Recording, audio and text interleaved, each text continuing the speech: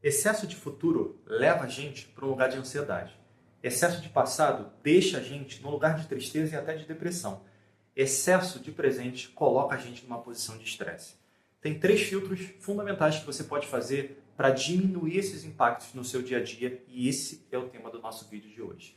Antes de continuar, se você ainda não é inscrito, se inscreve por aqui no canal e se você acredita que esse vídeo pode ajudar outras pessoas, nos ajude a chegar até elas, encaminhe. Tudo que nós fazemos aqui é com todo o coração para contribuir com pessoas como você. Voltando aqui para o nosso tema, essa descrição que eu dei do excesso de futuro, excesso de passado, excesso de presente, eu estou perdendo um pouco no rigor científico para ganhar na didática, como diz o Dr. Sérgio Felipe de Oliveira. Qual é a ideia que a gente precisa entender? Nesse mundo material que a gente vive, você tem futuro, você tem passado, você tem presente. Você tem que fazer a tua agenda para controlar a tua agenda e as tuas tarefas do dia a dia. Mas quando você entra na sua mente, no seu psicológico, não tem futuro, não tem passado, só tem presente. Você já deve ter lembrado de um momento que te incomodou, que gerou tristeza no teu passado, ou de um trauma, ou de uma dificuldade que você passou. Você não sentiu ele como se estivesse no presente? Quando você tem um sonho, tem uma meta, e pensa naquela meta, e você sente ou percebe, ou acha que vai ser difícil de alcançar aquilo, você não sente na hora essa ansiedade dentro de você? Isso tudo está acontecendo porque toda vez que você sai do lugar de presença, quando a sua mente vai para o futuro ou ela vai para o passado, você perde o seu lugar de poder pessoal. Você, eu, todos nós, só temos poder pessoal no presente. É só no presente que as coisas acontecem de verdade. E nesse lugar de presente tem 3 filtros que você precisa fazer com tudo aquilo que acontece no teu dia a dia. Em relação a problemas, a desafios, a questões de trabalho, a questões pessoais, aquilo que você pode ou não pode ter domínio. Primeiro desses filtros é controle. De tudo que acontece na tua rotina, no teu trabalho, na tua vida pessoal, o que está no seu controle? Aquilo que você pode controlar, controle. Controle e organize. Então, por exemplo, fazer a minha agenda está no meu controle. Eu faço a minha agenda. Mas não está no meu controle se o meu cliente vai desmarcar ou não aquela sessão de coaching executivo ou de terapia, ou se vai ter algum adiamento num treinamento que eu marquei para daqui a 2 meses. Essa parte não está no meu controle. O que está no meu controle é fazer as agendas com antecedência e me programar para isso. Está no meu controle ter algum backup que eu coloque sempre que um cliente precisa, por exemplo, desmarcar uma agenda ali. Eu, por exemplo, eu boto meu doutorado nesse lugar, eu boto algum estudo que eu quero fazer nesse lugar. Então, toda vez que uma agenda minha é desmarcada por forças que não dependem de mim, de outras pessoas, de eventos, de empresas, de organizações, eu normalmente tenho um plano B naquele lugar. Todos esses exemplos que eu dei estão no meu controle. O que está no meu controle? O que não está no meu controle, melhor dizendo? Controlar as pessoas, achar que elas vão fazer aquilo que eu quero, achar que quando eu der um treinamento vai acontecer do jeito que eu quero, achar que aquilo que eu planejei tem que acontecer da forma como eu planejei. Isso aqui não está no meu controle. Está no meu controle e está preparado. Está pronto para quando aquele desafio vier e alguma coisa sair do padrão, eu saber como responder. Transfere isso para a sua vida. Na sua rotina diária, o que está no seu controle, de verdade?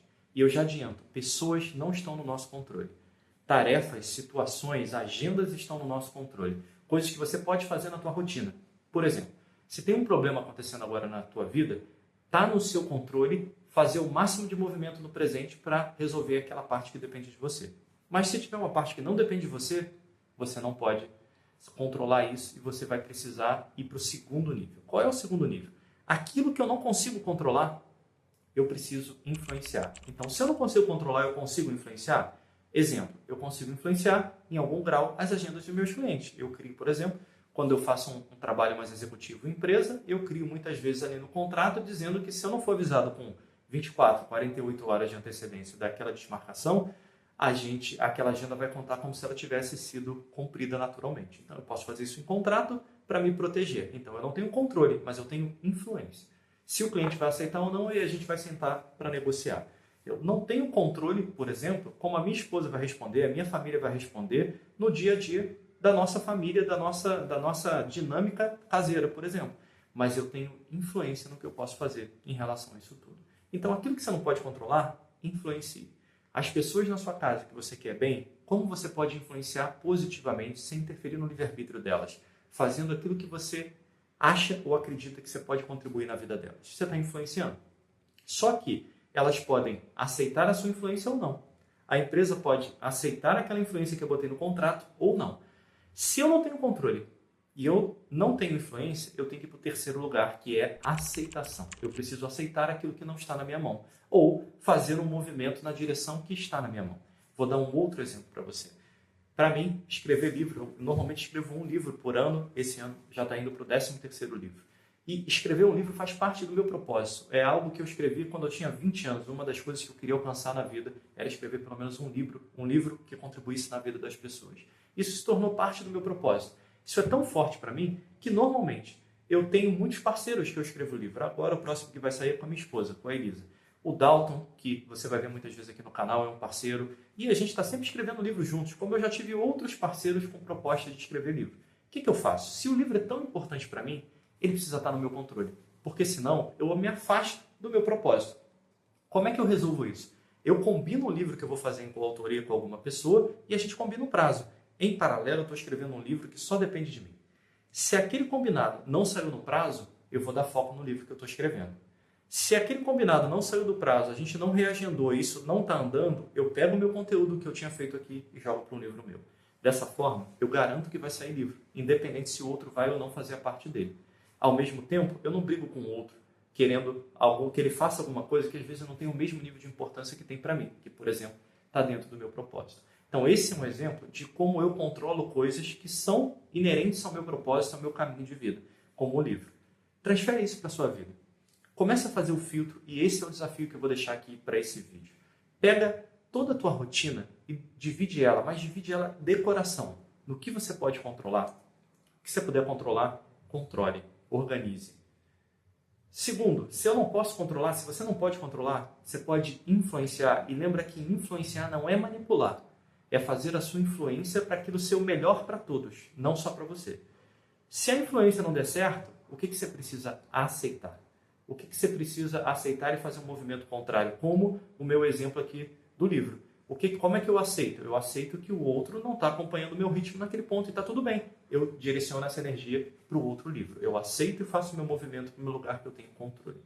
Quando você aprende a fazer essas três coisas e se entregar realmente a essa dinâmica, você para de gastar energia com aquilo que não está no teu controle, que está no futuro, que vai gerar ansiedade, por exemplo, e com excesso de presente, enchendo a tua agenda, querendo controlar tudo, inclusive coisas que não estão na sua mão, gerando estresse.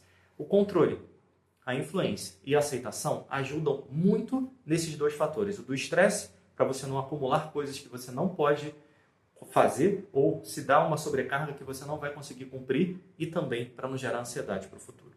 O que mais você pode fazer para melhorar essa rotina? Primeiro, tudo aquilo que você quer para o seu futuro, faça uma ação no presente. Lembra, só no presente que nós temos poder pessoal. Então, se você tem um projeto lá para frente, faz uma ação diariamente no presente. Vou dar outro exemplo para você me entender. Quando eu escrevi com 20 anos, que eu queria escrever pelo menos um livro que contribuísse na vida das pessoas, para você ter uma ideia, o primeiro livro levou 10 anos para ser escrito, para sair do papel e para eu publicar ele oficialmente, fazer o lançamento oficial. Eu escrevi com uns 20 anos, mais ou menos, publiquei meu primeiro livro mais ou menos com 30 anos. Ali. O que aconteceu nesse momento? Sabe por que funcionou? Com 20 anos, eu ainda não tinha tanto conteúdo sobre desenvolvimento pessoal. Eu ainda tinha muitas imaturidades que eu precisava cuidar dentro de mim. Então, eu criei um caminho para isso. Isso era um projeto que estava na frente, ali. Então, eu criei um caminho. Que caminho que eu criei em relação a isso? Eu quebrei esse objetivo maior, que era escrever um livro, em várias metas. Então, eu comecei a fazer uma série de cursos dentro dessa área de desenvolvimento humano, sempre que eu podia. Aquelas metas do curso que eu estava fazendo, eu pegava aquilo, fazia minhas anotações e gerava aplicabilidade na minha vida, experimentava o conteúdo. Eu comecei a ler muito sobre os temas que eu gostava, era uma segunda meta, e a mesma forma, eu gerava ações para implementar aquilo no meu dia a dia. Então, qual foi a moral da história? O meu sonho do livro estava ali na frente, mas todo dia eu estava fazendo pelo menos um movimento naquela direção. Quando o seu sonho está lá na frente e você se movimenta na sua direção, e isso está no seu controle, você está vendo o seu sonho se materializar degrau por degrau na sua frente. O problema é quando o seu sonho está lá, a sua meta está lá e você não está fazendo nada no presente. Você só está pensando no futuro. Nessa hora, você perdeu o seu poder pessoal. E quando você perde o seu poder pessoal, acabou.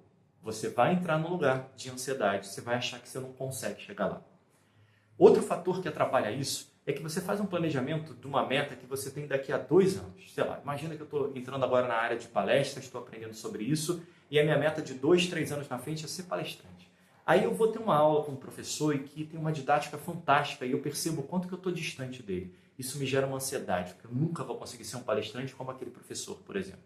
Na verdade, eu tô deixando de fazer alguns alinhamentos. A minha meta daqui a 3 anos. Eu estou trabalhando durante 3 anos todo dia para chegar naquele lugar. Eu estou olhando para o professor hoje e estou esquecendo que em 3 anos eu vou evoluir para chegar nesse lugar. E eu estou achando que esse lugar de 3 anos na frente é hoje. Então percebe se você não faz isso quando você define uma meta ou um sonho. Às vezes você compara isso externamente com outra pessoa e você acredita que você está muito longe e nunca vai chegar lá. Mas você esquece o tempo que você tem para construir essa escada para chegar lá na altura que você merece. Então, esses detalhes, eles mudam completamente o jogo. Da mesma forma, quando você for atingido por uma memória, por um gatilho que te puxe para alguma coisa do passado, volta para o presente e respira nesse lugar. Respira nesse lugar, se conecta nesse lugar e faz a pergunta: qual foi o aprendizado daquilo? O que eu pude aprender com aquilo? E como eu posso aplicar esse aprendizado no meu dia de hoje? Se toda vez que a tua mente te levar para alguma coisa de dificuldade do passado, você se questionar sobre o aprendizado e gerar pelo menos um movimento no seu presente, lembra?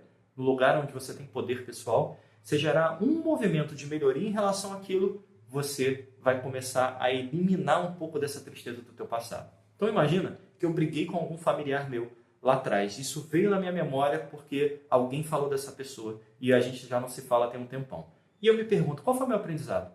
Talvez eu tenha me estressado mais do que eu deveria, talvez eu tenha agido de uma forma não muito legal, mas o outro também fez isso. Ótimo. O que está na minha mão? Lembra do controle? Está na minha mão gerar um movimento de aproximação. Mas e se eu gerar um movimento de aproximação e aquela pessoa não quiser? Essa parte já não é o meu controle.